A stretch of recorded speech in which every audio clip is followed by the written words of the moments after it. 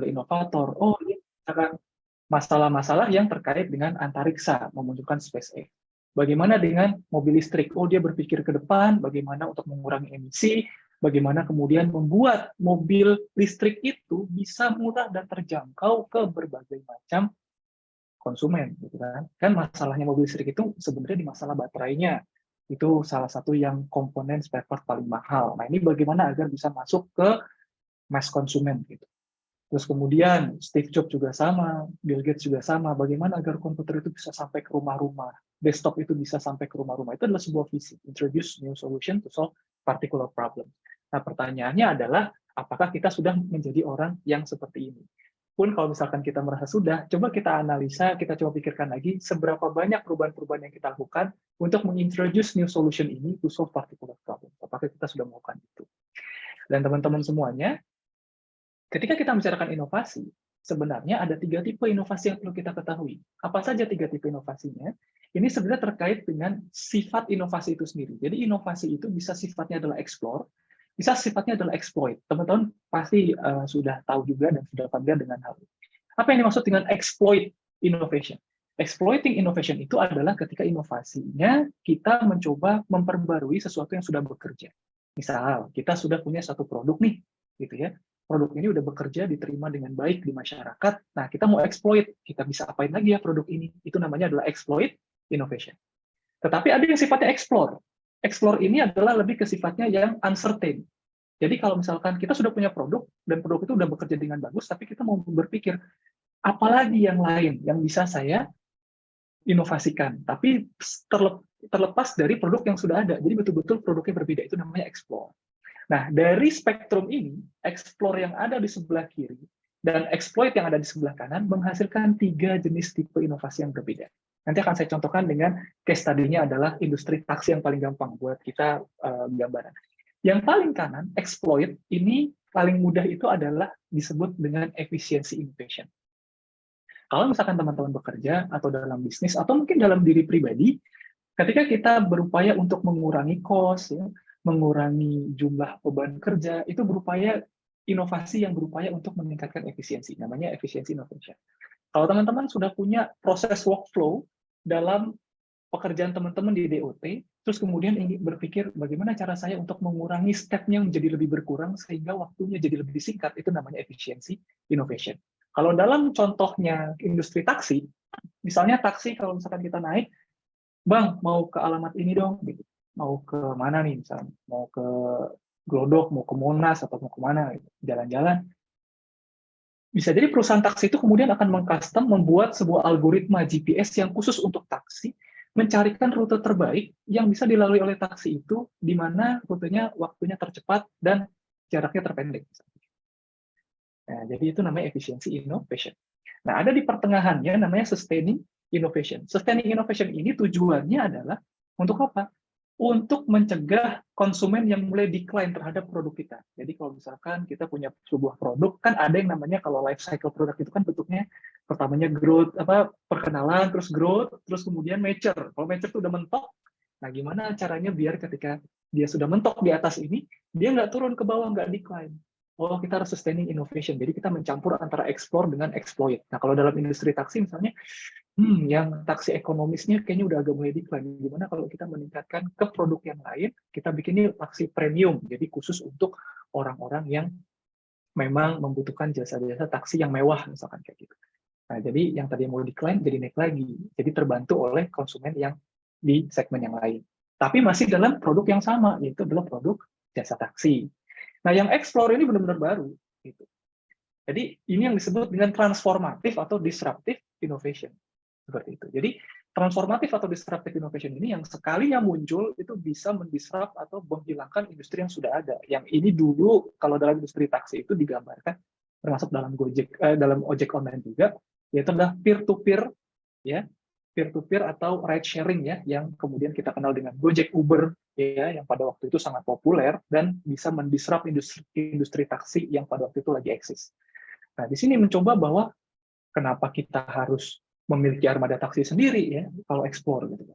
Kita cukup kumpulin aja orang-orang yang punya mobil atau yang dia mobilnya nganggur, tapi dia punya keluasaan waktu dan dia pengen bergabung dengan kita menjadi armada taksi. Kita tinggal pertemukan antara orang-orang yang pemilik mobil ini dengan konsumennya. Ya udah jadilah yang namanya peer-to-peer ride sharing seperti itu. Nah, ini yang kemudian muncul yang namanya transformatif atau disruptive innovation. Nah, yang sering saya temui ini ya, teman-teman, ada orang-orang apa ya, kalau startup yang lagi hype itu biasanya sangat mementingkan ya inovasi yang cuma sebelah kiri doang, explore. Karena memang pada intinya apa sih esensi dari startup? Esensi dari startup itu kan sebenarnya mengestablish apa yang dieksplor ya. Dia mengeksplor suatu gagasan baru, gagasan ini belum pasti apakah diterima oleh masyarakat atau enggak, sampai kemudian berhasil baru dieksploit sebenarnya. Nah, biasanya startup itu hype banget dieksplor ini, teman-teman. Saking hype-nya di sini, yang sustaining innovation dan efficiency innovation ini dilupakan. Makanya teman-teman lihat, banyak startup-startup yang kemarin nge-lay off orang. Gitu. Kenapa? Karena transformatif atau disruptive innovation-nya ini doang yang dilatih. Dibilang kita harus disruptif, teman-teman. Kita harus bisa berpikir secara berbeda. Sebentar, inovasi itu macam-macam bentuknya. Kalau kita juga tidak memikirkan efficiency innovation, nah akhirnya yang kemarin terjadi, lay-off besar-besaran. Kan? Terus kalau kita tidak memikirkan sustaining innovation, bisa jadi berhasil di satu titik, tapi ketika kompetitor masuk, decline terus yang lama-lama, kemudian layoff lagi, terus kemudian lesu lagi bisnisnya. Nah, ini yang juga banyak terjadi di startup. Makanya saya juga selalu, kalau misalkan membicarakan ke startup, jika Anda misalkan sudah menemukan model bisnis yang memang settle, yang sudah bagus, hasil dari explore Anda, maka juga jangan lupa dengan sustaining innovation dan efisiensi innovation-nya. Seperti itu. Memang apa manfaatnya? Tiga hal ini, tiga tipe ini sangat bermanfaat karena pendekatan berinovasinya berbeda. Nah, saya tidak membicarakan secara khususnya karena itu panjang ya. Untuk efisiensi innovation itu ada tekniknya sendiri, sustaining innovation ada tekniknya sendiri, disruptive innovation ada tekniknya sendiri. Tapi yang hari ini saya sampaikan adalah nanti lebih ke arah yang inovasi secara umum aja. Jadi tidak khusus di tiga ini. Nah, manfaatnya apa teman-teman? Kalau misalkan kita bisa berinovasi. Sebenarnya kalau untuk bisnis itu sendiri sudah ada surveinya teman-teman. Yang paling bermanfaat itu tentu saja adalah sales growth sebenarnya. Ya tentu saja harapannya ya kalau misalkan berinovasi dengan sales growth itu kita juga bisa selamat ya, perusahaan kita bisa sustain, kita juga bisa save ya karena banyak banget kemarin di LinkedIn saya juga masih bertebaran berbagai macam startup yang mencoba untuk mengkoneksikan teman-teman mereka yang di layoff karena sulitnya ya keuangan startup pada masa-masa sekarang, apalagi setelah adanya inflasi, adanya kebijakan dari bank sentral dan lain sebagainya. Terus kemudian apalagi kemarin ada SVB Bank ya, yang kemudian Silicon Valley Bank ya, macam-macam tuh ininya. Nah ini kemudian banyak di ini. Nah harapannya kan dengan inovasi ya perusahaan kita jadi bagus gitu, karena salesnya bagus. Terus customer satisfaction ratingnya juga bagus. Nah, ini manfaat yang dirasakan. Jadi di survei nih oleh kalau nggak salah sampel itu 1.900-an perusahaan, apa sih sebenarnya dampak dari inovasi? Sales growth, teman-teman. Nah, tapi apakah semua inovasi itu menghasilkan sales growth? Nggak juga. Ada inovasi yang sebenarnya tidak bekerja. Nah, nanti kita akan bahas bagaimana cara membuat inovasi itu bekerja. Karena inovasi itu tidak selamanya bekerja, ya. Dan rawan dan riskan dengan kegagalan. Kalau teman-teman mau baca bukunya, ada buku bagus untuk memastikan hal tersebut. Kalau ada teman-teman di sini yang suka berinovasi tapi takut apakah diterima atau enggak, apakah berhasil atau enggak, gitu ya. Ada buku namanya judulnya Competing Against Luck. Gitu. Itu ditulis oleh Clayton Christensen, dosen di Harvard Business School. Nah, di situ dia punya proposisi. Jadi, ada orang kan bilang, dia beruntung tuh inovasinya berjalan karena gini-gini. Nah, dia bikin buku judulnya Competing Against Luck. Jadi, bagaimana caranya agar kita tidak mengandalkan keberuntungan atau menciptakan keberuntungan kita sendiri karena inovasi yang kita bikin. Bukunya bagus, teman-teman bisa baca. Nah, kalau misalkan dalam personal itu, kenapa? Apa manfaatnya? Apalagi kalau sekarang teman-teman bikin Innovation Award nih, di DOT, keren banget programnya. Nggak semua loh perusahaan bikin kayak gitu ya. Ini adalah salah satu bentuk bisnis atau perusahaan yang mengencourage teman-teman untuk berinovasi. Ini harus dimanfaatkan. Kenapa teman-teman? Karena ya kalau kata Steve Jobs nih, apalagi teman-teman tadi udah bilang role modelnya adalah Steve Jobs, innovation itu distinguish between a leader and a follower. Teman-teman. Jadi termasuk kalau saya ya kalau misalkan mencari mahasiswa yang bagus, atau kalau misalkan mau merekrut orang untuk karyawan, mana yang kita cari? Atau mau ngepromosin orang untuk memimpin, mana yang kita cari?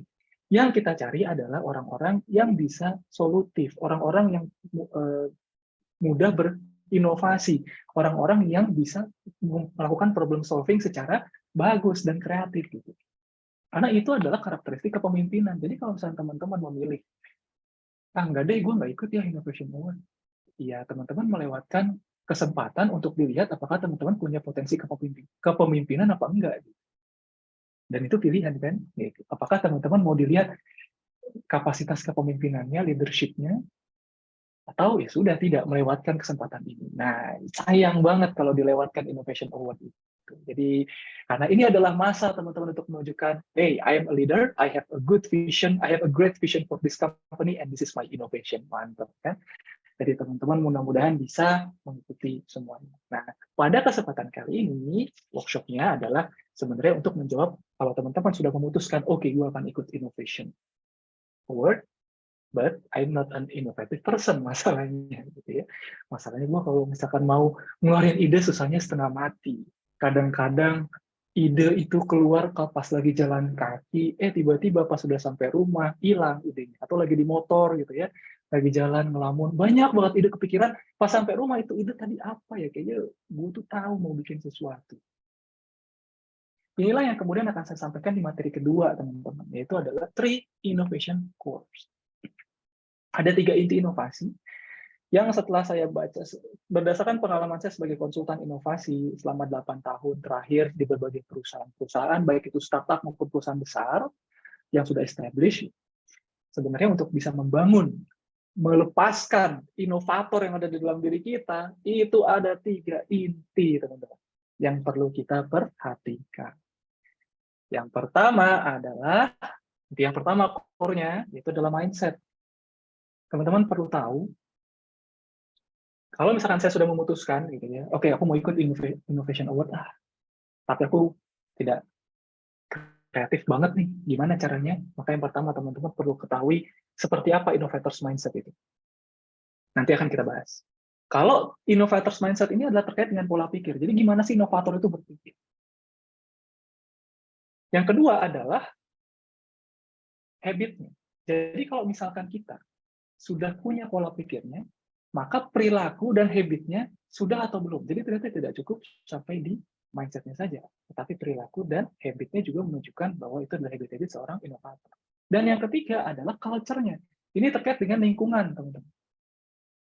Mindset-nya sudah oke, habit-nya sudah oke, tapi lingkungannya nggak kreatif atau lingkungannya betul-betul tidak mengencourage orang untuk bisa menjadi inovator, maka dia akan jadi tidak kreatif. Dan sebaliknya, orang yang datang-datang nggak kreatif, tetapi sekelilingnya sangat kreatif, ya. Kalau misalkan ngobrol itu yang diobrolin adalah gagasan-gagasan, maka nantinya dia juga akan menjadi kreatif. Itulah yang kemudian kenapa culture itu menjadi penting. Nah, 3 ini yang kemudian akan kita bahas pada kesempatan kali ini. Dan kembali, mini workshop-nya akan coba saya masukkan di sela-sela core-core ini, teman-teman. Jadi nanti saya harap teman-teman ada yang berpartisipasi untuk bermain, yang kuat ya, yang masih kuat nih tenaganya. Kalau misalkan masih kuat, ingin nanti buka puasa lebih nikmat, nah silakan ikut permainan-permainan yang nanti ada di setiap core masing-masing ini. Oke, yang pertama adalah innovators mindset. Kita masuk aja lah langsung ya, sambil ngabuburit, ngobrol-ngobrol. Innovators mindset ini sebenarnya adalah terkait dengan pola pikir. Saya akan memberikan satu hal pada teman-teman semuanya, hasil penelitian dari George Couros. Ini adalah penulis Innovator Mindset. Jadi dia di buku tersebut ada pernyataan yang sangat menarik. Jadi kenapa saya banyak mengutip dari orang-orang Barat? Dan termasuk saya punya pengalaman, itu belajar di Belanda. Orang-orang di sini kalau yang namanya riset itu nggak main-main. Jadi benar-benar dia keliling dunia, benar-benar dia datengin satu-satu orang-orang yang memang paling inovatif di dunia gitu, diwawancarain satu-satu. Jadi memang ya karena selain modal risetnya juga gede, duitnya juga gede ya.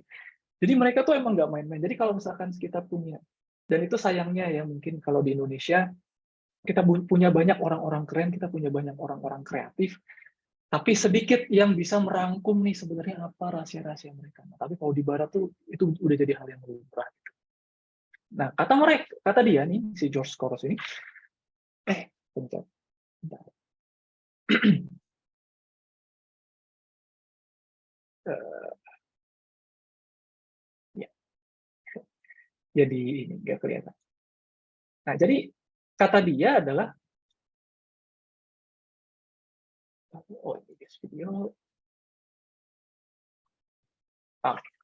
I have traveled around the world gitu, and found that there is no special secret to being innovator, because being innovator is a choice. Jadi sebenarnya hal yang kemudian menjadikan seseorang itu inovator atau bukan, itu adalah pilihan dari hidupnya dia sendiri. Jadi kalau misalkan eh, dia memilih untuk menjadi inovator, maka dia akan menjadi inovator. Tetapi kalau misalkan dia memilih untuk ya tadi, saya follower aja. Makanya innovator award itu pilihan teman-teman. Kecuali kalau diwajibin ya. Saya nggak tahu, kalau diwajibin bukan pilihan. Ya. Tapi kalau tidak diwajibkan, maka itu adalah pilihan. Nah, pilihannya gimana? Mindsetnya seperti apa? Nah, sekarang kita coba cek nih, teman-teman ya.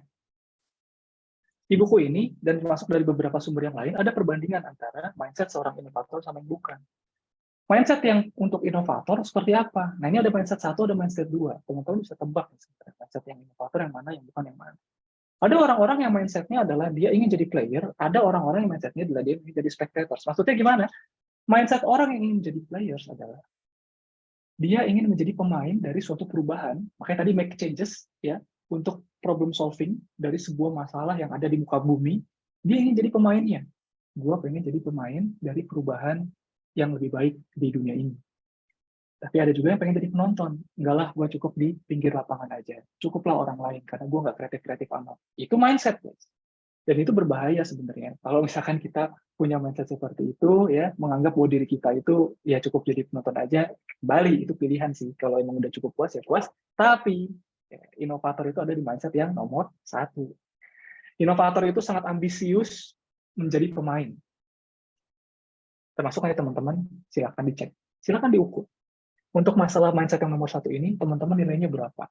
Lebih condong ke players atau lebih condong ke spectators?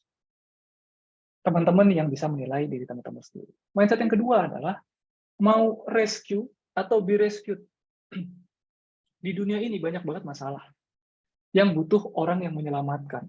Pertanyaannya adalah teman-teman mau menjadi orang yang menyelamatkan atau menjadi orang yang diselamatkan. Jadi makanya kalau misalkan nanti saya lihat gitu ya, ada beberapa teman-teman saya yang kemarin di layoff dari startup, itu karena dia memiliki innovators mindset. Ketika dia di layoff, setelah dia layoff, justru malah dia berkembang membangun startup baru. Karena dia merasa bahwa ya oke, kalau misalnya memang saya cukup sampai di sini, ya saya nggak mau be rescued, saya akan coba nge-rescue orang. Dia kumpulin teman-temannya, tim-timnya, kemudian untuk membangun startup yang baru. Mindset yang rescue adalah inovator, be rescued adalah ya yang bukan inovator. Jadi menunggu untuk ditolong orang. Jadi kita tunggulah orang yang menolong kita. Jadi kalau ada masalah, ini kita nunggu orang nolongin kita. Yang ketiga adalah proaktif atau reaktif. Proaktif ini juga sama. Kita berinisiatif untuk melakukan sesuatu perubahan, atau kita reaktif. Nunggu perubahan dulu ada, baru kita berubah. Jadi teman-teman bisa cek diri teman-teman sendiri, dia assess silakan. Di masing-masing poin ini, diukur aja. 1-5. Atau kecondongannya di mana? Lebih ke sebelah kanan atau sebelah kiri. Kalau saya selama ini berubah karena orang lain berubah atau karena peraturannya berubah, maka saya reaktif. Tapi kalau saya selama ini, misalnya, melihat sesuatu ada yang nggak beres, ada sesuatu yang kotor kita bersihin, ada sesuatu hal yang kurang layak kita kemudian perbaiki, tanpa ada yang nyuruh, tanpa ada yang mengatur, tanpa ada yang memaksa, maka kita adalah proaktif. Termasuk salah satunya, kalau misalkan ada peluang, oh Innovation Award, dan saya juga lagi luang nih, ada waktu untuk bisa mengalokasikan waktu untuk hal tersebut. Itu adalah proaktif, karena tidak ada yang memaksa Anda. Tapi kalau misalkan Innovation Award-nya dikit nih yang daftar, ya udah kita wajibin aja dia semua. Ya nggak ikut Innovation Award ya, hati-hati kena hukuman. Wah, baru kita kemudian ikut Innovation Award. Itu namanya adalah orang-orang reaktif. Nah, sebenarnya inovasi itu ya jangan sampai kalau kita kayak gitu. Karena harapannya nggak dipaksa pun orang-orang yang inovator adalah mereka yang proaktif gitu. Jadi seperti itu. Nah, ya ini adalah kemudian stretch zone dan comfort zone. Jadi di stretch zone dan comfort zone ini adalah teman-teman Distress zone itu maksudnya apa? Dalam setiap kondisi yang kita alami sekarang, itu kita selalu berpikir bahwa kondisi kita itu suboptimal. Suboptimal itu maksudnya apa? Akan selalu ada hal yang bisa diperbaiki dari kondisi kita sekarang, atau ada suatu hal pasti yang bisa ditumbuhkan dari kondisi kita sekarang, senyaman apapun saat ini kita berada. Sementara orang yang di comfort zone, ketika dia sudah sampai pada titik yang dimana dia cukup, dia merasa selesai. Oke, gue udah nyaman, gue udah oke, gue nggak mau lagi belajar, gue nggak mau lagi grow. Menurut gue cukup sampai di sini. Itu adalah comfort zone. Orang-orang yang berada di lingkaran itu. Nah, teman-teman semuanya, inovator itu nggak betah berada di comfort zone. Jadi ketika dia tidak menciptakan sesuatu, tidak membuat sesuatu, tidak berada di stretch zone, dia akan selalu bertanya-tanya, apa yang akan harus gue lakukan berikutnya? Apa yang harus gue kembangkan? Apa yang harus gue pelajari lagi? Apa yang harus gue tingkatkan lagi? Ini adalah orang-orang yang memiliki mindset di stretch zone. Seperti itu. Dan yang terakhir adalah growth brain dan fixed brain. Jadi orang-orang inovator itu memiliki kemampuan untuk mempercayai dan meyakini bahwa otak itu bisa berkembang dan bisa dibentuk semau apapun yang kita bisa. Sementara non-inovator berpikir bahwa ya gue kan dilatihnya buat kayak gini, ya udah gue cuma bisa kayak gini doang. Gue kan programmer, gue gak bakal bisa yang lainnya karena ya gue belajarnya programmer. Pernah kayak gitu loh. Terus misalkan, ya gue kan cuma bisa gambar doang. Gue kalau belajar programmer, ya gue susah lah. Gue nggak suka. Ya akhirnya kita nggak tahu struktur programming dan lain sebagainya. Kenapa? Karena mindset kita sendiri.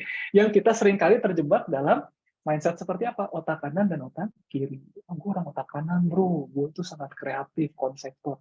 Gue otak kiri, bro. Gue prosedural, algoritma segala macam gue hatam. Tapi kemudian kalau misalkan disuruh kreativitas dan sebagainya, selalu beralasan. Ternyata dalam kondisi-kondisi yang sekarang, diketahui bahwa otak kanan dan otak kiri itu lebih banyak apa mudorot tuh ketidak ininya ya keburukan ya. Kenapa? Karena seringkali membuat orang itu terkungkung secara mental bahwa ya udah kalau gue otak kiri, kalau gue otak kanan ya gue otak kanan, seperti itu. Padahal yang saat ini lagi berkembang adalah konsep yang namanya neuroplasticity. Neuroplasticity itu adalah kemampuan otak itu bisa berubah seperti apa yang dia mau, seperti apa yang kita mau, sesuai dengan stimulasi yang kita berikan setiap waktu, jadi berkali-kali gitu. Jadi kalau semakin banyak diberikan stimulasi, maka otaknya akan berubah, strukturnya akan berubah, dan kemudian nanti kita juga bisa berubah juga. Caranya gimana? Membuat stimulus-stimulus, mengaktifkan sinaps, terus kemudian aktifasilah dengan sering. Jadi kalau misalkan teman-teman yang tadinya terbiasa prosedural, pengen lebih kreatif, gimana caranya? Ya tingkatin habit-habit kreatifnya. Buat ritual-ritual yang kemudian bisa meningkatkan sinaps-sinaps ini. Sehingga sinapsnya itu strukturnya berubah. Yang tadi strukturnya prosedural doang, sekarang prosedural plus berpikir kreatif. Karena punya neuroplasticity itu tadi. Otak itu bisa dibentuk jadi apapun. Makanya kalau misalkan Kak Tiara mungkin tahu ya, di beberapa waktu itu saya kalau misalkan berbicara itu terkait dengan psikologi terapan, ngomongin pengembangan diri, ngomongin terkait dengan habit, ngomongin terkait dengan time management. Gitu. Di beberapa waktu yang lain saya ngomongin inovasi. Di beberapa waktu yang lain saya ngomongin tentang policy analysis atau kebijakan publik. Di beberapa waktu yang lain saya ngomongin tentang transportasi, kebijakan transportasi. Jadi kalau dilihat ya, kalau teman-teman berkunjung ke blog saya remon.com tuh, saya ngerjain berbagai macam proyek yang bidangnya tuh berbeda-beda. Kenapa? Karena saya suka belajar dan saya suka banget dengan konsep neuroplasticity. Jadi saya bisa dalam sewaktu-waktu mempelajari inovasi, sewaktu-waktu mempelajari transportasi, insinyur transport engineering gitu ya. Sewaktu-waktu mempelajari terkait dengan pengembangan diri, sewaktu-waktu mempelajari tentang ayat-ayat Allah di Al-Qur'an. Jadi ya alhamdulillah dengan keyakinan neuroplasticity semuanya jadi mempelajarinya jadi lebih mudah. Karena keyakinannya adalah ya kalau kita ulang-ulang maka otak kita juga akan terstruktur dengan lebih baik seperti itu. Sehingga untuk mengaktifkan sinaps ini tentu saja kita harus mengetahui innovators habit-nya. Jadi kalau misalkan innovators habit-nya itu kita tahu, maka kemudian kita jadi tahu apa yang harus kita lakukan. Nah, ini Kak Tiara, mungkin aku akan sedikit ya, waktunya agak aku panjangkan, karena mungkin di Innovators Habit ini kita akan melakukan workshop-nya sekalian, seperti yang ada di agenda FDD-nya, jadi FDD-nya akan dimasukkan langsung ke core yang kedua ini, Innovators Habit. Bagi teman-teman yang ingin mencoba berlatih meningkatkan Innovators Habit-nya, seperti itu. Jadi yang pertama memang teman-teman pastikan apakah, coba dinilai diri kita. Di mindset ini kita nilainya berapa? Banyak yang seperti apa? Kalau sudah, tidak cukup sampai di situ, tapi dengan konsep neuroplasticity, maka kita perlu berlatih berulang-ulang. Kalau misalkan kita belum kreatif, ya, kalau kita belum bisa banyak berinovasi, kita latih sinaps kita dengan membuat ritual berulang-ulang terkait dengan innovators habit ini. Apa aja innovators habit-nya? Saya akan berikan 5 hal yang saya dapatkan juga dari buku. Sebenarnya banyak bukunya, saya banyak belajar buku terkait tadi neuroplasticity ya, saya banyak belajar buku inovasi-inovasi, tapi setelah saya kumpulkan, yang paling simple, yang bisa dilakukan oleh semua orang, itu ada 5. Yang paling simple dan bisa dilakukan semua orang itu ada 5. Dan ini yang kemudian saya sampaikan kepada teman-teman semua pada hari ini. Anyone can become an innovator by doing surprisingly simple habits atau simple behavior. Jadi saya kumpulkan 5 hal yang paling bisa dilakukan oleh semua manusia di muka bumi, baik saya dan teman-teman semuanya. 5 hal ini apa aja, teman-teman? Kita buka dari yang pertama. Kebiasaan inovator yang paling basic dan paling bisa dilakukan oleh semua orang itu adalah, nomor 1, itu asking questions. Sering bertanya. Jadi kalau misalnya teman-teman bisa cek di diri kita, seberapa kita memiliki mindset kebiasaan inovator atau enggak, berapa pertanyaan yang kita hasilkan dalam 1 hari di kepala kita. Coba aja nanti kalau ada pertanyaan muncul, coba tulisin gitu. Coba, saya mau tanya deh di chat gitu. Kira-kira dalam 1 hari, teman-teman ya, itu memunculkan berapa pertanyaan secara mandiri gitu. Bagi sesuatu, berapa pertanyaan yang muncul? Atau tertulis, bisa menuliskan, oh ada pertanyaan yang muncul di kepala saya mau tuliskan. Ada nggak? Berapa? Di chat. Kalau 0 nggak apa-apa, tulis aja. Semua dimulai dari kenapa. Yes, tapi berapa banyak kenapa yang kita munculkan dalam kepala dalam sehari? Dari Kak Syakir nih. Semua dimulai dari kenapa. Yes. Sebanyak error yang terjadi di kode. Yes. Berapa banyak errornya dalam sehari? Ini kenapa ya? Tapi banyak kalau malam sebelum tidur. Nice. Untraceable. Yes.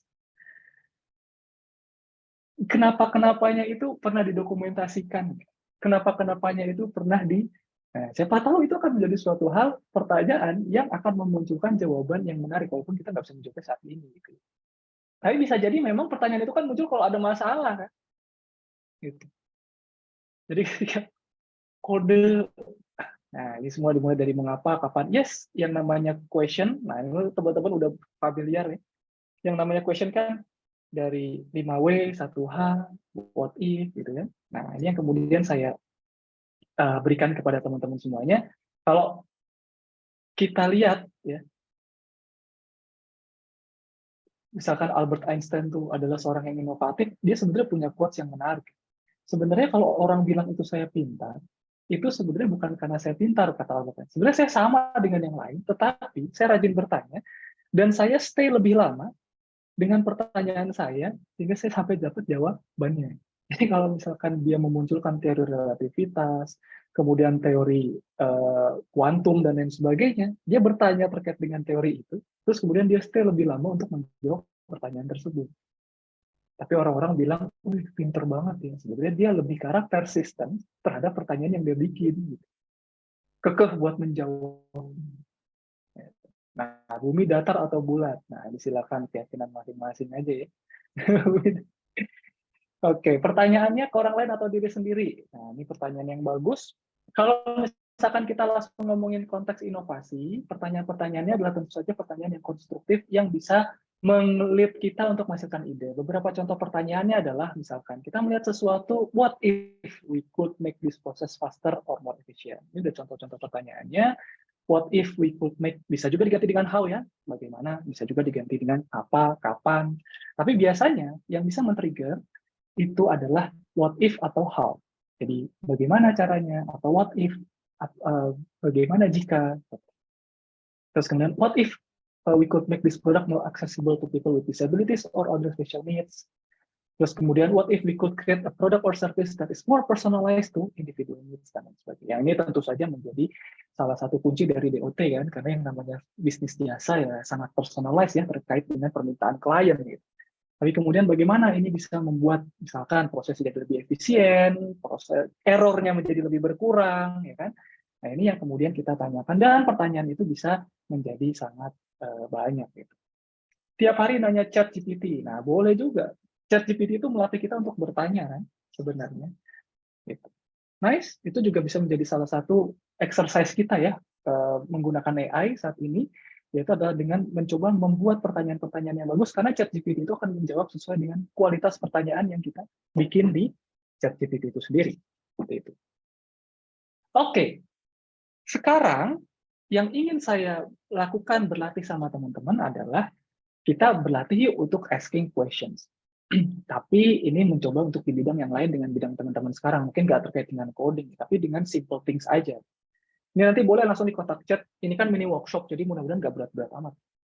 Di mini workshopnya gini, ada sebuah skenario. Gitu. Mudah-mudahan teman-teman di sini suka alam ya, jadi suka camping atau pernah punya pengalaman camping. Mal sekali lah waktu dulu sekolah. Gitu. Jadi ketika kita camping kan kita harus nyiapin alat-alat ya. Salah satunya adalah alat makan, terdiri dari sendok, garpu, terus kemudian pisau juga. Nah, kita kalau lagi nyiapin gitu kan, oh ya asik nih mau camping. Nah, sekarang silakan lihat ya, apa yang kemudian teman-teman lagi siapkan. Nah, ini barangnya adalah seperti ini. Ada garpu, ada sendok, ya, ada pisau. Tugasnya dalam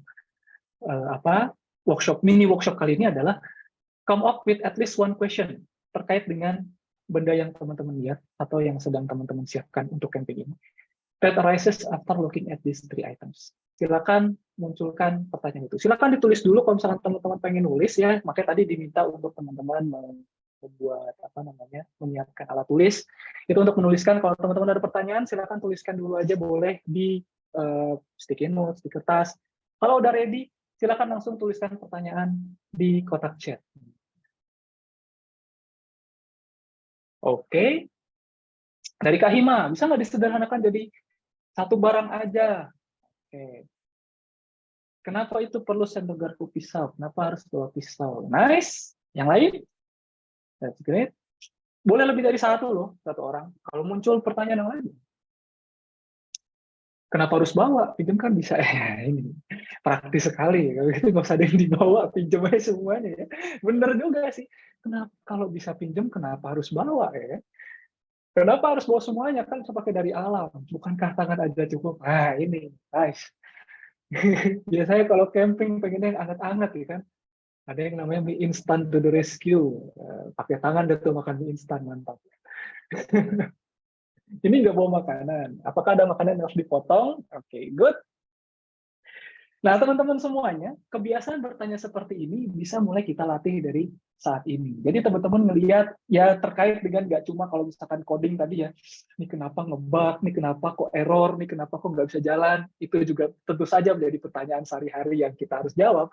Tetapi untuk melatih bidang yang lain, ya kita juga bisa kalau misalkan kita lagi break, udah gue tinggalin dulu codingnya, capek banget gue nggak ketemu bugnya ya. Kita keliling dulu menghirup udara segar, lihat-lihat sekitar, sambil kemudian bertanya. Membuat pertanyaan-pertanyaan. Yang siapa tahu pertanyaannya itu memunculkan inovasi. Kenapa nggak bawa nasi padang? Kenapa warnanya hitam? Apakah gampang hilang? Nah, itu kan jadi pertanyaan.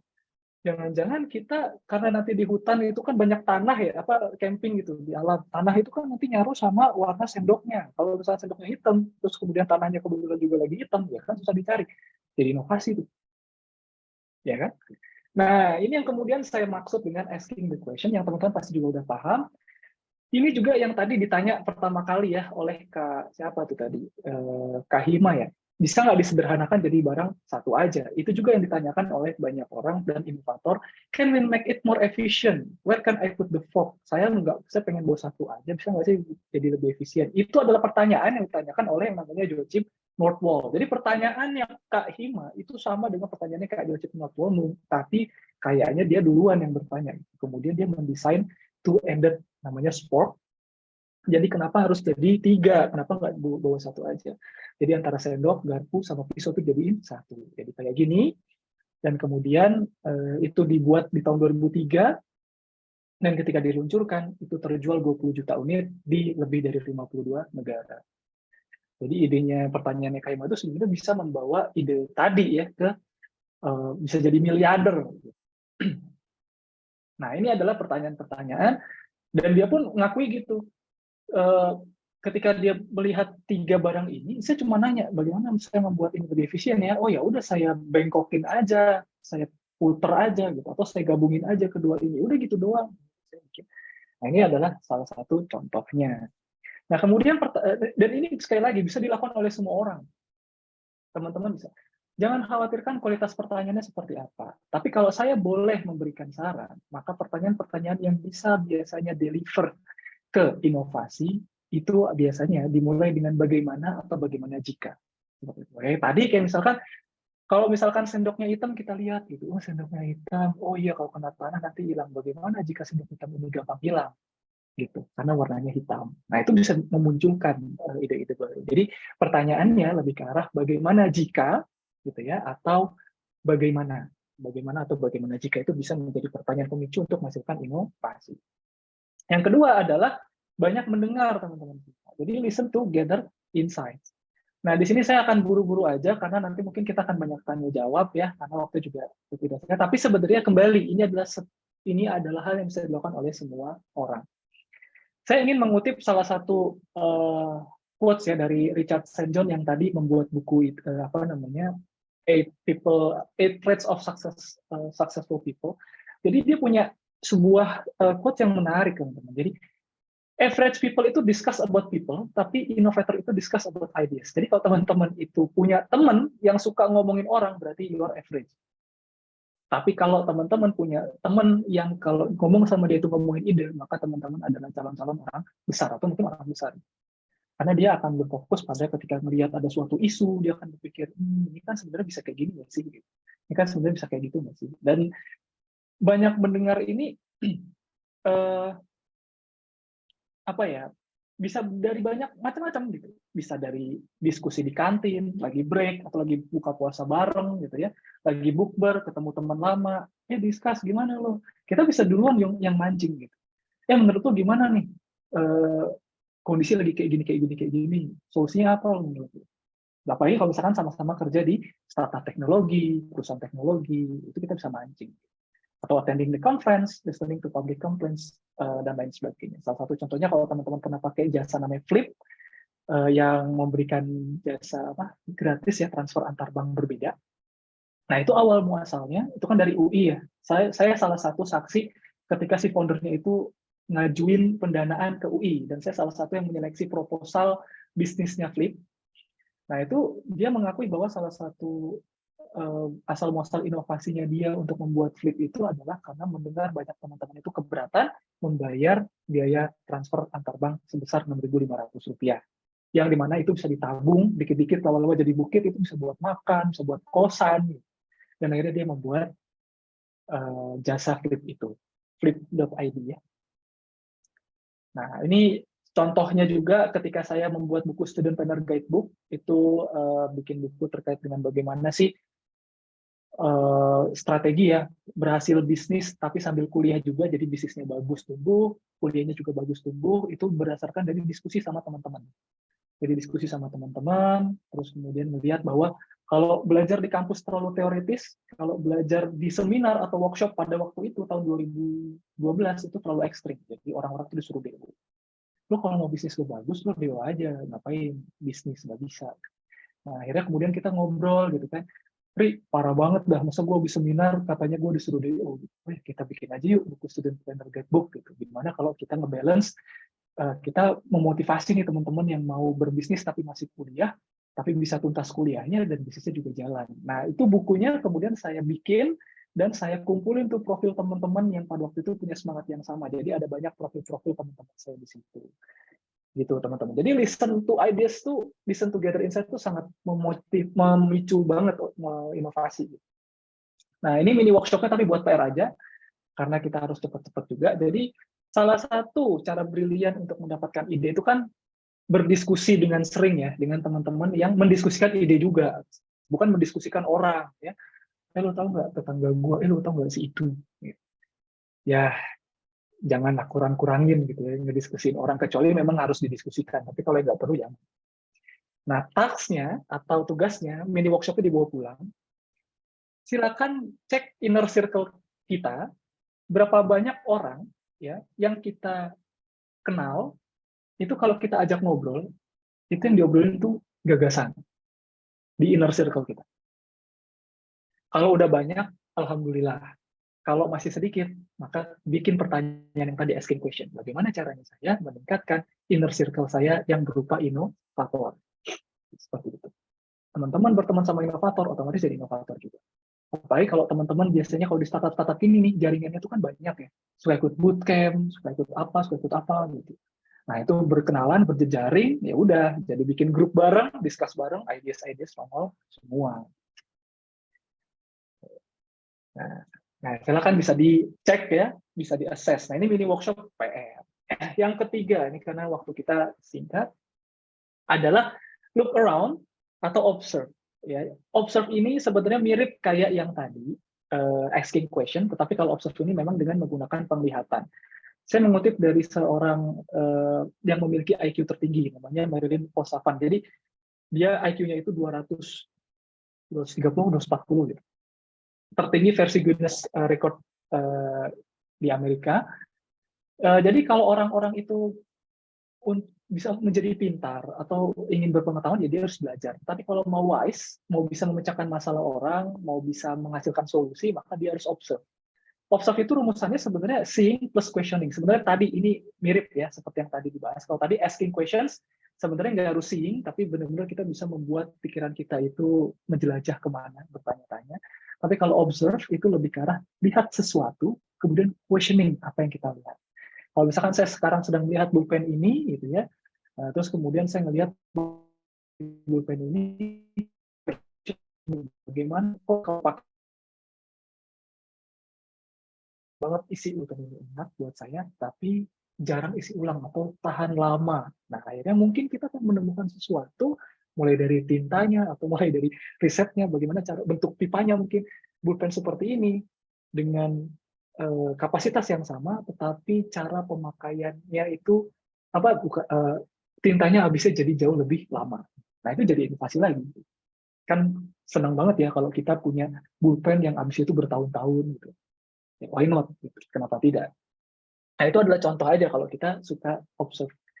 Nah, yang memang yang paling menarik kan contohnya dari Isaac Newton juga, kita bisa lihat kenapa dia bisa menemukan hukum gravitasi universal itu gara-gara dia lagi berada di bawah pohon apel secara sejarah ya. Terus kemudian jatuh apelnya, dilihat apel itu jatuh dan dia bertanya, kenapa apel ini terjatuh dan bagaimana caranya saya menghitung kecepatan jatuhnya apel ini. Seperti itu. Ya, terus kemudian jadilah hukum gravitasi universal. Nah, ini juga kalau misalkan teman-teman nanti mau bikin workshop juga, mini workshop di BOT sendiri, silakan. Jadi ini saya kasih bahannya, ya. Jadi bagaimana caranya itu adalah mulai sekarang teman-teman, ini contoh buat PR juga boleh. Teman-teman lihat aja di sekitar teman-teman sekarang, observe nih. Kita misalkan teman-teman lagi di mana sekarang, lagi di rumah atau lagi di kantor, lihat di sekitar kantor, 1 menit, 2 menit, terus kemudian dari hasil observe itu buat satu ide improvement apa yang bisa dilakukan dari pengamatan kita. Nah, ini memang menarik kalau misalkan kita agendakan, kalau kita mau berlatih inovatif. Jadi misalkan setiap mau sebelum tidur, atau misalkan sore hari setelah kerja, gue mau coba membuat kebiasaan. Jadi kalau misalkan nanti sebelum gue pulang, gue pengen cek sekeliling gue, mana yang sekiranya bisa gue tingkatkan. Kayak gitu. Nah, jadi itu salah satu latihannya teman-teman. Dan itu bisa dilakukan oleh semua orang. Pertanyaannya adalah mau apa enggak. Gitu. Terus ini ada video tapi nggak usah. Langsung itu hasil inovasi dari Theo Deleuze bikin pesawat namanya Flying V. Nanti dicek aja Flying V seperti apa. Gara-gara hasil dari look around atau observe. Yang keempat, connecting the dots. Saya yakin teman-teman tahu connecting the dots itu adalah tadi dari hasil kita observasi, dari hasil kita mendengarkan orang lain, kemudian kita sambung-sambungin aja. Kayak tadi juga sama sebenarnya kalau kita ngomongin sport, itu kan sebenarnya spoon dicampur fork, dicampur knife, jadilah sport. Spoon and fork. Nah, caranya adalah teman-teman untuk meningkatkan titik-titik, jadi kita itu kalau misalkan menjadi inovator, ya tinggal kita tingkatkan aja titik-titik yang ada di kepala kita. Caranya gimana? Trying something new, di luar kebiasaan, reading books, utilizing social media, follow orang-orang yang memberikan gagasan fresh, follow orang-orang yang gagasan-gagasannya bisa dipertanggungjawabkan dan bagus, ya. Follow orang-orang yang memberikan manfaat, terus kemudian kita sambung-sambungin. Gitu. Saya suka belajar agama Islam, saya follow ustadz-ustadz yang menurut saya bagus kajiannya. Saya suka belajar psikologi, saya follow. Saya suka belajar teknik transportasi, saya suka belajar terkait dengan inovasi, saya follow, terus saya sambungin.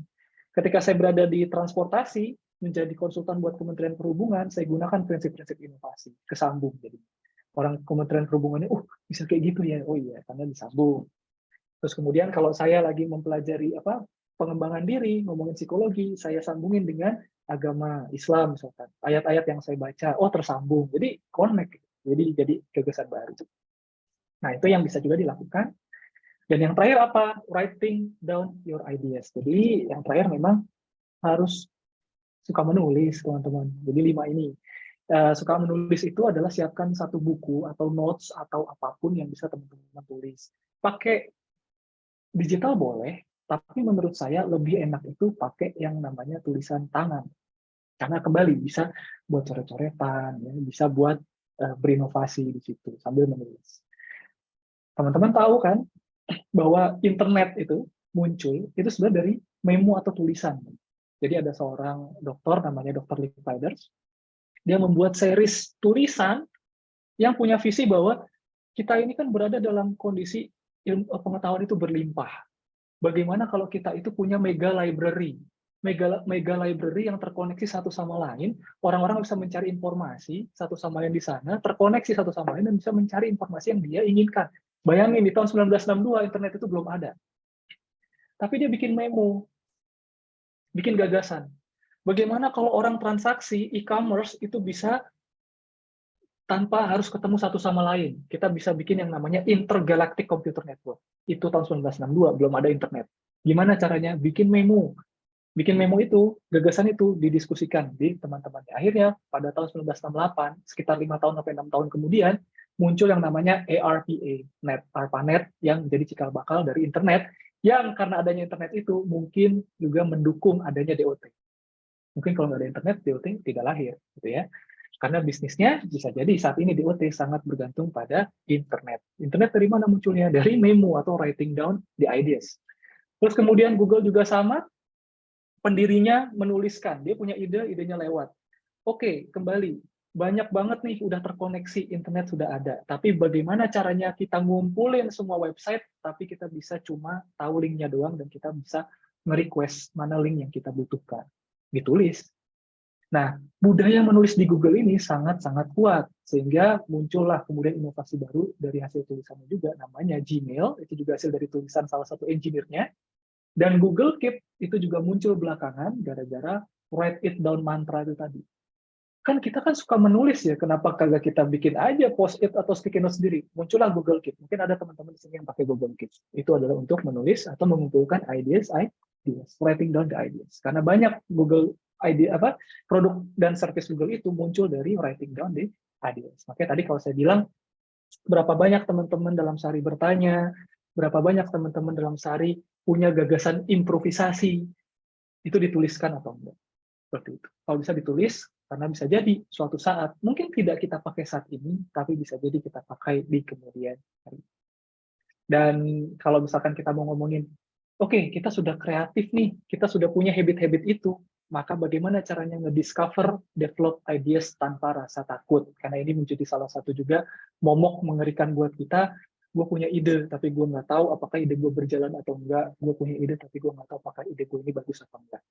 Yang pertama yang dilakukan, kalau misalkan apalagi dalam tim, teman-teman pasti juga udah familiar ini sih, karena udah paling sering saya juga gunakan ya cara ini dalam banyak sekali perusahaan-perusahaan yang berbasis agile, yaitu adalah kalau yang namanya menghasilkan ide, itu lakukanlah secara tertulis, dengan verbal. Do it in writing atau non-verbal ideas atau brain writing ya. Pokoknya sticky notes kumpulin paling banyak, bikin pertanyaan pemicu dulu satu ya. Pertanyaan pemicunya kayak tadi ya, bagaimana cara membuat ini menjadi lebih efisien? Bagaimana caranya agar orang-orang difabel bisa menggunakan ini? Bagaimana caranya agar ini ramah lingkungan? Ada pertanyaan pemicu. Ketika ada pertanyaan pemicu, kasih waktu 5 menit oleh tim, kumpulkan sticky notes di tengah tim, oke, masing-masing ambil sebanyak-banyaknya, 5 menit kita lihat siapa yang terbanyak menghasilkan ideas atau jawaban dari pertanyaan pemicu itu. Udah, nggak usah ada yang ngomong, diam semuanya, tulis sebanyak-banyaknya ide. Karena yang kedua, yang paling penting adalah quantity over quality. Ketika kita ingin menghasilkan ide kreatif, maka yang perlu kita lakukan adalah kuantitinya dulu. Ini berdasarkan dari suatu penelitian, teman-teman. Ada penelitian yang pernah dilakukan, jadi di sebuah kelas fotografi, itu di kelas fotografi dibagi jadi 2 kelompok.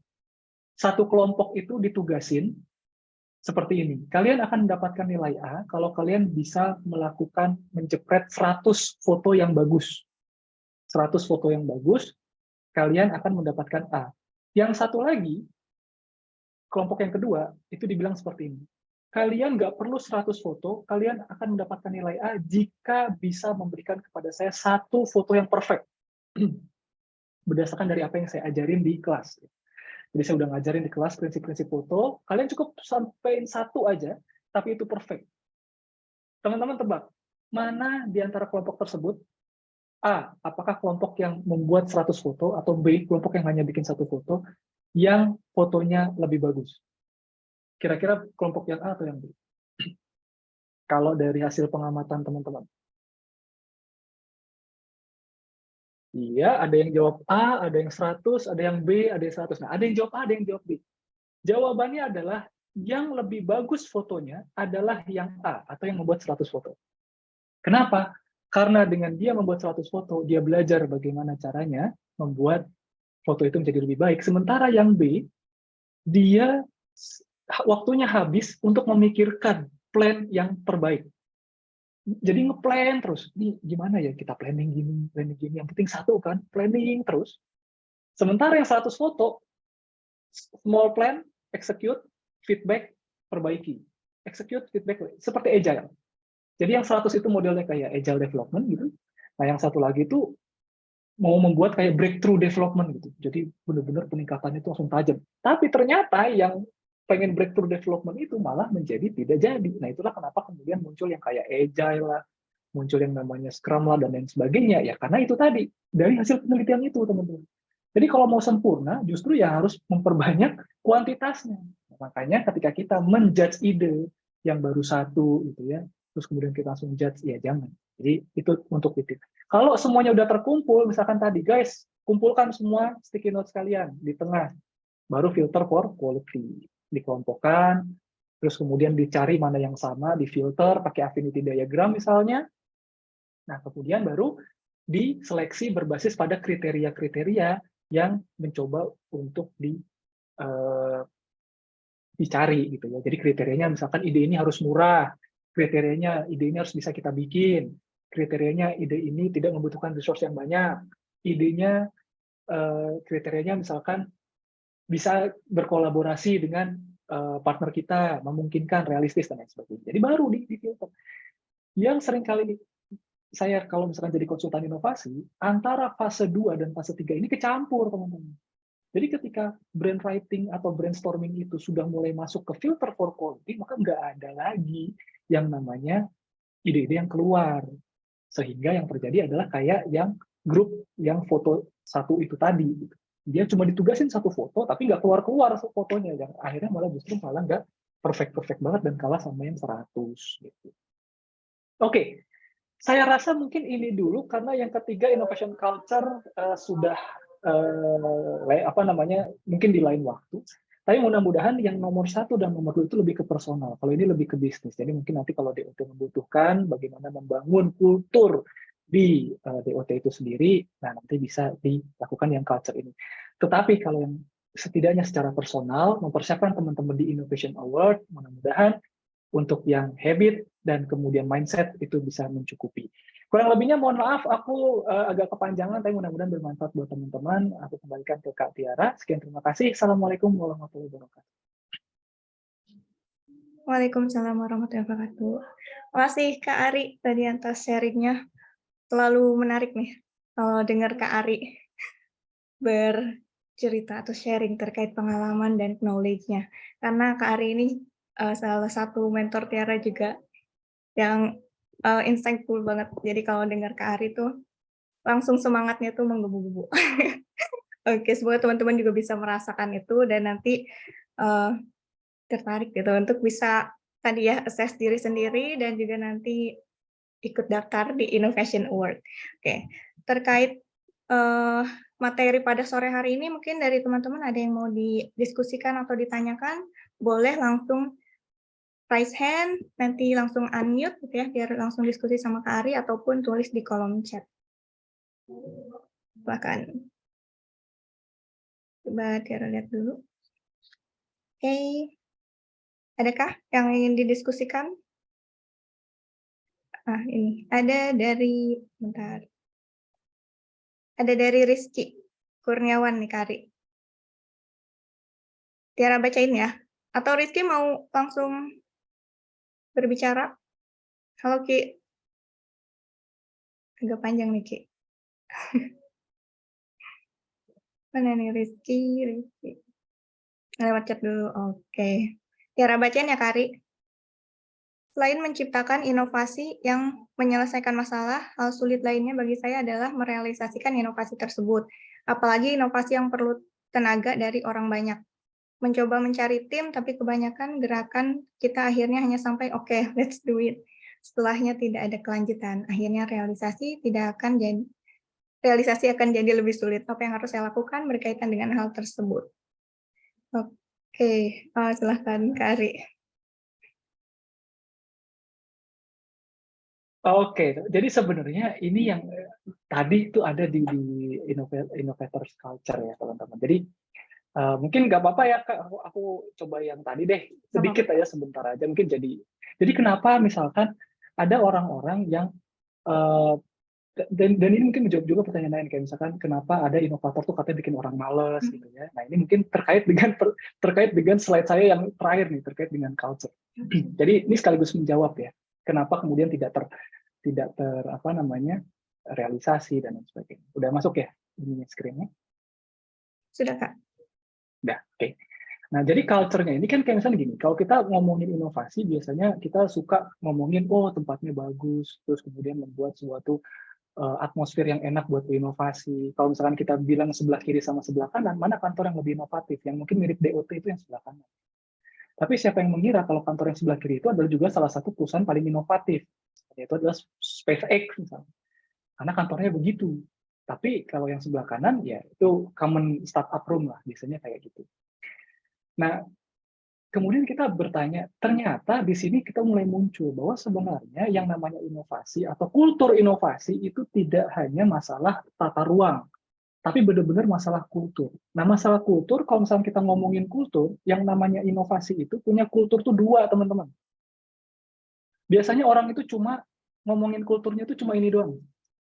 Nih, ya kan? Biasanya nih kalau di apa namanya hal-hal yang teman-teman pelajari juga, kulturnya itu tolerance for failure, encouraging experiment, physiological safety. Nah ini yang physiological safety itu memberikan kenyamanan, makanan di mana-mana, memberikan tempat istirahat yang akhirnya jadi malas, gitu kan?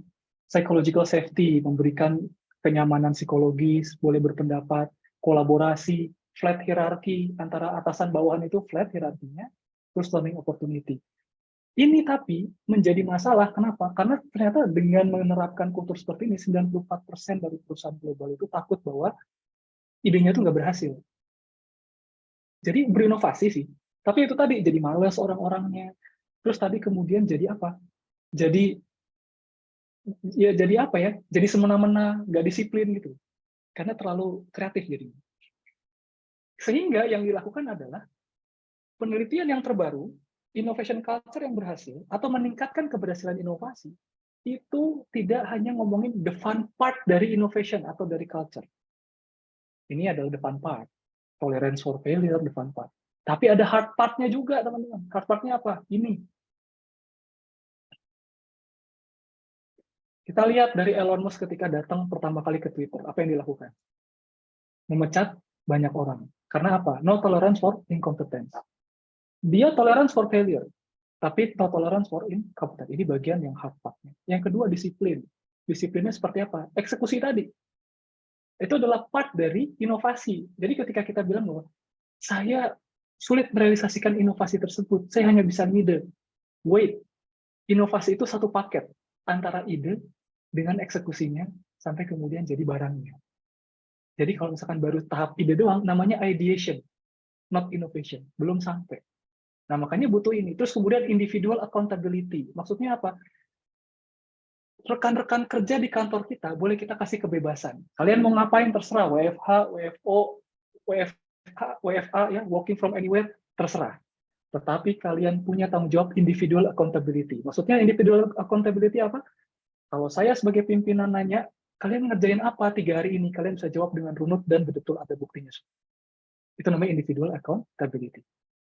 Ya, jadi jangan sampai dikasih kesempatan kemana-mana, tapi ketika ditanya, kalian ngapain aja guys? Ya gitu Pak, ngapain ya kemarin? Soalnya jadi nggak tahu, kalian nggak punya individual accountability. Nah ternyata hard part-nya juga harus masuk. Jadi ketika itu tadi, dari pertanyaan Kak Rizky, itu sebenarnya adalah sebuah sinyal bahwa apakah the hard part of my innovation culture itu sudah terbentuk atau belum? Jangan-jangan baru the fun part-nya doang, baru kolaborasinya doang. Gitu. Tapi hard part-nya belum, dan itu yang kemudian kita harus komunikasikan kepada tim kita dan kepada siapapun yang terlibat bahwa, guys, innovation ada hard part, ada fun part. Termasuk kalau misalkan ngomongin bahwa tolerance for failure harus menerima openness gitu ya terhadap ide. Tapi the hard part dari inovasi kalau mau berjalan, itu harus ada yang namanya brutal honesty. Brutal honesty itu seperti apa? Itu yang saya pelajari di Belanda, teman-teman. Saya punya ide riset, saya kasih tahu ke pembimbing saya, bos, nih saya punya ide, riset saya gini, saya udah pikirin tuh selama 1 minggu, pokoknya bagus deh menurut saya ya, saya presentasiin, kata bos saya, gue nggak suka nih, jelek, gini, itu brutal banget honesty-nya, orang Belanda itu direct memang, gak basa-basi, jelek dibilang jelek, dibilang nggak bagus, dibilang nggak prospektif, wah ini ide, tapi itu jadi masukan buat saya, that's brutal honesty, itu ada, bos saya udah bilang, Ri, kalau gue brutal honesty, that's the part of our hard part of culture ya. Jadi itu hard partnya. Bukan elunya bego, bukan. Tapi kita lebih pengen kamu melihat atau membuat argumentasi dan mengklarifikasi sebenarnya jeleknya itu di mana. Dan itu yang saya lakukan. Ketika dia bilang, ide lu jelek nih, feeling gue, ide lu nggak berhasil. Saya kasih tahu, apa kriterianya nggak berhasil? Menurut Anda berhasil itu apa? Apa yang membuat Anda berpikir tidak berhasil? Dari situ saya gali, saya temukan ternyata berbagai macam insight untuk memperbaiki ide saya. Itu hard part-nya. Tapi kalau Anda baper, sebagai inovator, udah selesai. Wah, sialan nih, gue udah mikir capek-capek, ternyata dijelek-jelekin sama bos. Udah, pundung, gue nggak mau lagi inovasi, cukup sampai situ. Nah, tapi ketika kita menyadari bahwa brutal honesty adalah salah satu kultur dari inovasi, maka kita malah menjadikan itu menggali. Yang mana bos? Yang bagian mana yang nggak bagus? Kenapa punya feeling seperti itu? Ada datanya nggak bos? Malah kita yang belajar dari dia. Listen lagi. Oh ternyata ada data yang nggak kita tahu. Oh ternyata ada perspektif yang kita nggak tahu. Oh ternyata ada consumer insight yang kita nggak tahu. Yang bos kita baru baca, kita belum. Oh itu, oh tinggal ditambahin gini doang nih. Jadi gini bukan maksudnya. Nah gue lebih setuju yang kayak gini nih. Akhirnya malah jadi ketemu. Tapi sekali lagi, kalau kita menanggapi brutal honesty itu dengan sakit hati, kelar itu. Nah, itu adalah hard part dari inovasi. Nah, mudah-mudahan ini menjadi suatu hal yang menjawab ya pertanyaan Mas Rizky, pertanyaan yang lain, ya, terutama terkait dengan kultur inovasi. Dan ini yang juga harus dinilai bagi kita. Dan termasuk tadi pertanyaan dari Mas Rizky. Coba dinilai bagian mana yang masih kurang. Nah, kalau bagian itu yang masih kurang, sehingga kan pertanyaannya adalah ketika saya strong execution-nya itu masih kurang, yaitu masih level 1, bagaimana saya meningkatkannya di level 2? Bagaimana saya meningkatkannya di level 3? Dan seterusnya sampai strong execution-nya bagus. Dan ini mudah-mudahan bisa bermanfaat buat teman-teman DOT. Dan saya banyak menggunakan ini sebagai konsultan di inovasi, di perusahaan-perusahaan, dan alhamdulillah bisa lebih baik. Gitu, Kak Tiara. Jadi aku sampai langsung aja. Baik, terima kasih Kak Ari. Ini ada 3 pertanyaan lagi nih. Cuman Tiara minta izin dari teman-teman ya untuk kita menambah waktu biar bisa menjawab juga pertanyaan dari teman-teman yang lain. Tuh, kalau dari Kak Ari, apa masih bisa, Kak? Bisa Ada kok, aku oh, santai ya. ini Kak, ada pertanyaan dari, Daniel, terkait bagaimana cara mengukur tingkat keberhasilan inovasi? Untuk mengukur tingkat keberhasilan saya tergantung dari siapa yang berinovasi. Kalau dari perusahaan sudah jelas apakah inovasi itu bisa menghasilkan tadi ya, growth sales, terus kemudian increasing customer satisfaction. Namun kadang-kadang memang yang paling pragmatis itu adalah growth sales-nya, karena bisa jadi itu bekerja buat konsumen tetapi tidak membuat konsumen itu membeli gitu. Jadi ya itu cocok buat saya tapi tidak cocok dengan harganya, jadi saya tidak beli. Jadi memang makanya kalau kita ngomongin dari prinsipnya design thinking, inovasi itu kan terdiri dari 3 ya. Jadi yang pertama itu adalah viability, ya, terus visibility, ya, dan desirability. Desirability itu berarti apa? Inovasi kita diukur dari apakah mampu menyelesaikan masalah konsumen. Viability apa? Apakah inovasi tersebut realistis untuk kita lakukan? Kita bisa ini enggak? Apa namanya? Punya resource-nya enggak gitu. Kita punya kekuatannya enggak. Dan visibility. Gitu. Visibility ini adalah apakah kebalik, viability itu bisnis ini ya, bisnis profitnya. Apakah menguntungkan atau enggak, dan visibility apakah kita itu visible atau enggak untuk melaksanakannya. Nah, jadi 3 itu sebenarnya dari keberhasilan inovasi. Memecahkan masalah, menghasilkan keuntungan ya, finansial seperti itu, dan efisien untuk dieksekusi. 3 ide ini yang kemudian menjadi tolak ukur inovasi. Seperti itu. Baik, ini kita langsung agak cepat aja ya. Oke, Ya. lanjut pertanyaan selanjutnya dari, bentar, dari Maulana, Mas Maulana, yaitu seberapa efektif inovasi yang diambil dari konsep Seven Deadly Sins? Oke, dari sebenarnya gini, kalau aku ngelihat mau Seven Deadly Sins atau dari konsep apapun gitu ya, kita melihat bahwa eh, kita perlu mengetahui yang namanya inovasi itu terkait yang tadi, mindset-nya, habit-nya gitu. Nah, kalau misalkan ada di antara teman-teman yang merasa bahwa ada hal-hal yang intinya gini, semua cara itu disesuaikan dengan yang paling cocok dengan kita. Jadi semua ini adalah metode. Kayak tadi saya bilang bahwa saya menerjemahkan dari berbagai macam referensi, itu diambil 5 yang paling bisa dilakukan oleh semua orang, yang paling praktis, tapi bisa jadi tidak bekerja bagi setiap orang, dan ada yang lebih banyak lagi cara-cara yang lebih cocok. Nah, ini adalah bukan cara-cara yang fix, teman-teman. Jadi mau itu dari Seven Deadly Sins, mau dari Seven Habits, mau dari Innovator's Dilemma, mau dari macam-macam teorinya, menurut saya disesuaikan, ya. Makanya tadi habitnya aja dikeluarin. Oke, kita tahu, kita tes, kita tahu, kita agendakan, kita cek, kita laksanakan. Mana yang cocok buat saya ya? Kalau cocok dan itu bekerja, menghasilkan ide-ide yang bagus, why not? Jadi saya tidak terpatok pada judul tertentu. Yang saya pragmatis saja. Yang bekerja kita pakai.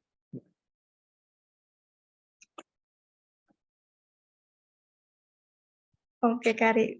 Terakhir nih, pertanyaan terakhir dari Hmm. Mas Hero, itu terkait, kalau inovasi untuk divisi sosmed kira-kira ada ide nggak? Atau mungkin ada ide bagaimana cara, atau mungkin hanya ide-ide bagaimana cara meningkatkan engagement dan followers kantor? Ya mungkin ini juga jadi pertanyaan di, Hmm. untuk beberapa divisi gitu ya.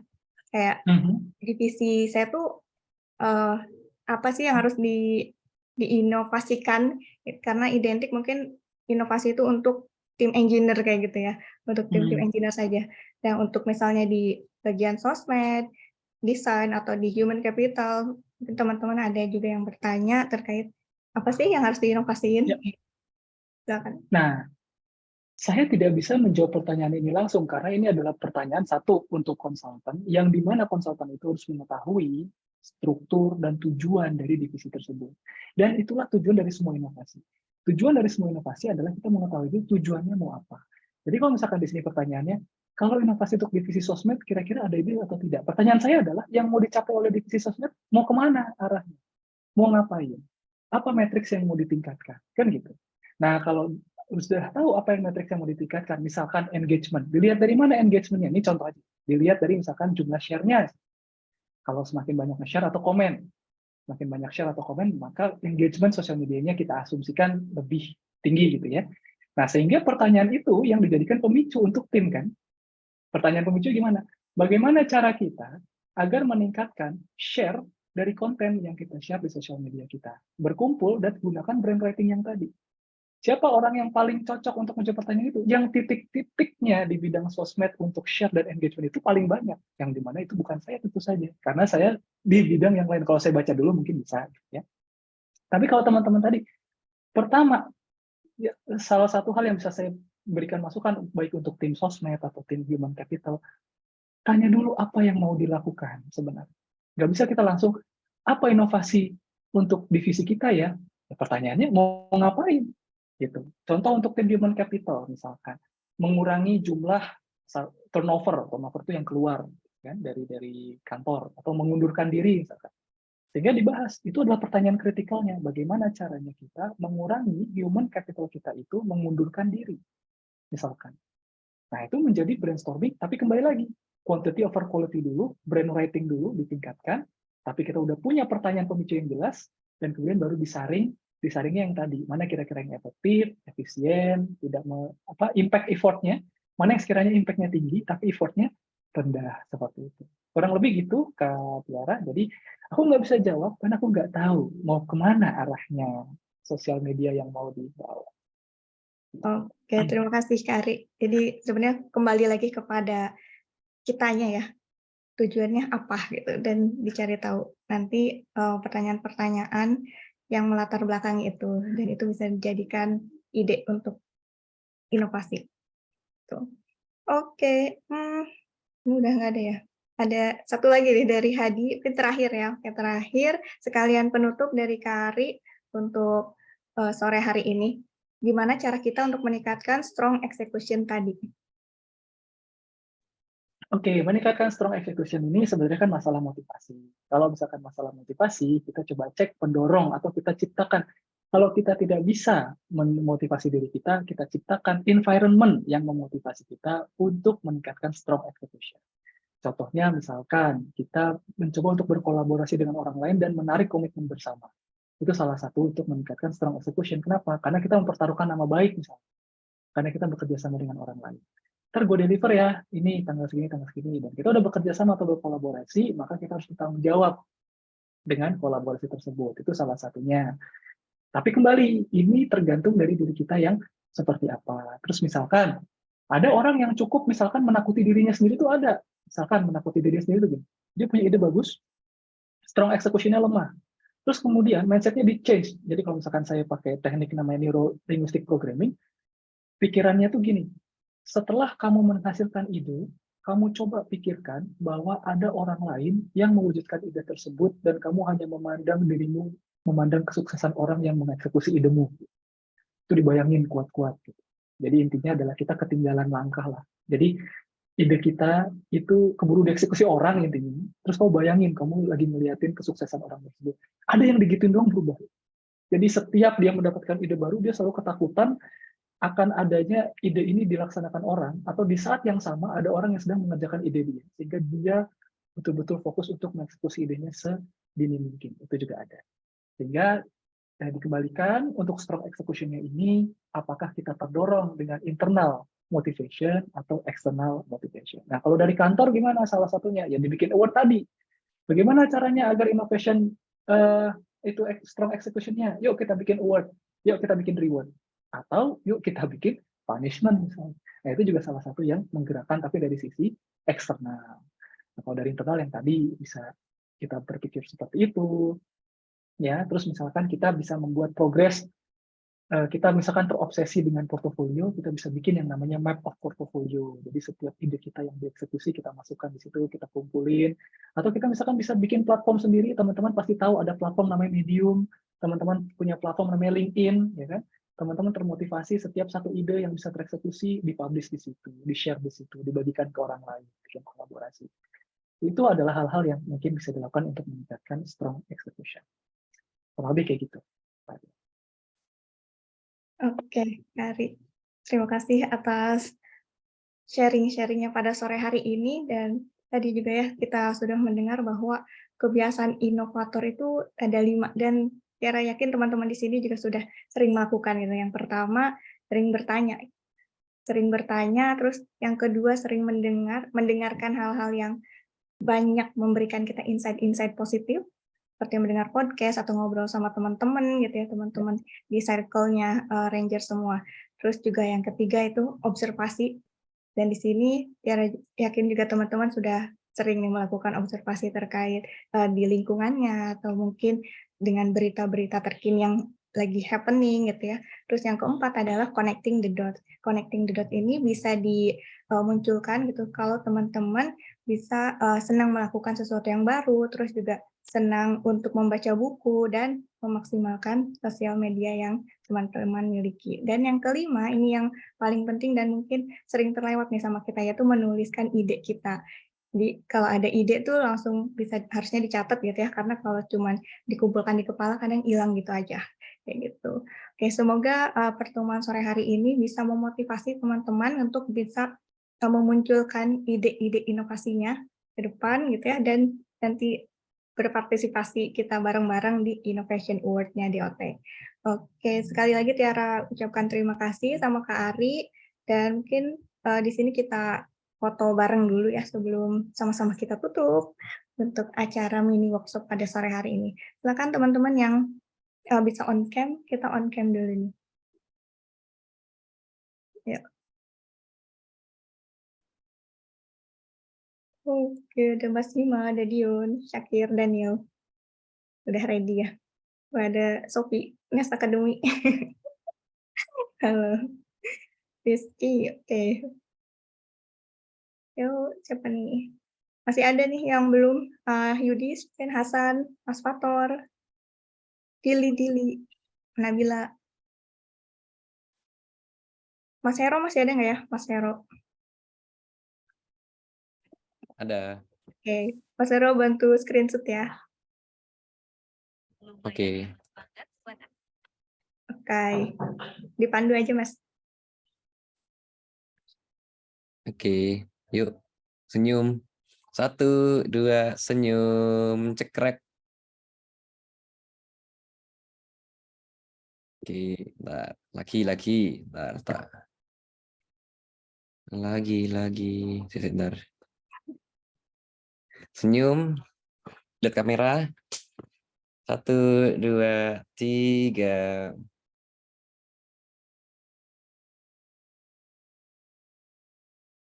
Sampun. Oke teman-teman, di sini sebenarnya Tiara ada pengumuman untuk eventnya, cuman event lain terkait undian, cuman kayaknya ini udah jam 5.12, jadi khawatir ada teman-teman yang lagi udah persiapan untuk buka, jadi Tiara cancel aja untuk pengumuman pemenang survei dan juga award-nya. So untuk Kak Ari, ada speech terakhir nggak nih Kak Ari? Iya, terima kasih ya sebelumnya atas undangannya, dan mohon maaf juga kalau misalkan jadi terlambat buat teman-teman, tapi intinya ya inovasi atau menjadi inovator itu adalah pilihan, dan dengan pilihan itu kemudian kita harus menyadari bahwa terdapat behavior atau habit yang kemudian perlu kita lakukan jika misalkan kita ingin jadi orang yang inovatif.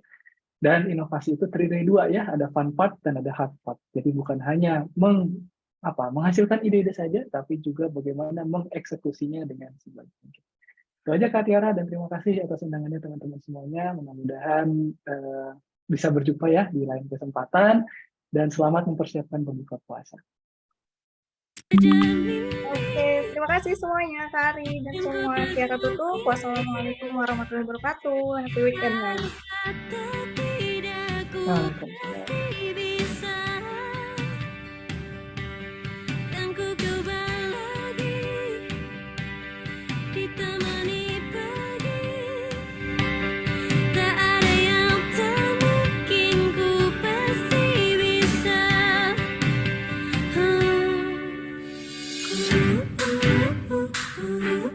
Bisa